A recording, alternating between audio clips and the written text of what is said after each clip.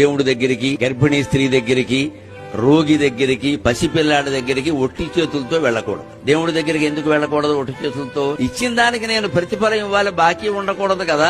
అందుకని వాడు ఇవ్వగలిగింది తులసాకు మాత్రమే, నేను ఇవ్వగలిగింది కోట్లు కదా ఇచ్చాను అంటాడు. అంటే దానికి రద్దు అయిపోతుంది. ఇక్కడ దేవుడికి అహంకారం మమకారాలు ఉండవు, అందుకని పట్టుకెళ్ళమన్నారు. గర్భిణీ స్త్రీ దగ్గరికి వెళ్ళినప్పుడు ఏమైనా పట్టుకెళ్ళమన్నారు. ఎందుకంటే గర్భిణీ స్త్రీల కోరికలు ఏమి లోకానికి నష్టం కలిగించేవి, ఆవిడ ఆరోగ్యానికి నష్టం కలిగించేవి కాకపోతే వెంటనే తీరు, లేకపోతే ఆ లోపం బిడ్డలో కనపడు. మా అక్కకి మినపసోనం ఇష్టం అని 1 కేజీ చేయించి పట్టుకెళ్తాడు. అలా గర్భిణీ స్త్రీ దగ్గరికి వెడితే ఆవిడ కోరికలు సరదాగా ఉంటాయి కూడా తెలుసుకుని పట్టుకెళ్ళమని. అలాగే రోగి దగ్గరికి ఆయన ఏమి బయటికి వెళ్ళి ఏం కొనుక్కోలేడు, ఎందుకని 2 యాపిల్ పళ్ళు పట్టుకెడితే అవే తింటాడు. ఆయన ఆనందం తినకూడదు కదా. మరి చిన్న పిల్లాడి దగ్గరికి ఎందుకు పట్టుకెళ్ళమని చెప్పారో తెలుసా? వాడు చాలా తెలివివాడు. ఏమీ పట్టుకెళ్ళకుండా మనం వెడితే మన సంచి తీసుకుని జిప్పు తీసి వెతికి నాకేం తెచ్చేవాడు అంటాడు. వెంటనే ఆవిడ మొహమాట ముఖ్యమంత్రి వచ్చినా అంతే అడుగుతాడు వాడు. అలా చిన్నపిల్లల చేత అడిగించుకోకుండా మనమే ఇచ్చేస్తే పరువు దక్కుతుంది. ఊరికే శాస్త్రాలు చెప్పారండి.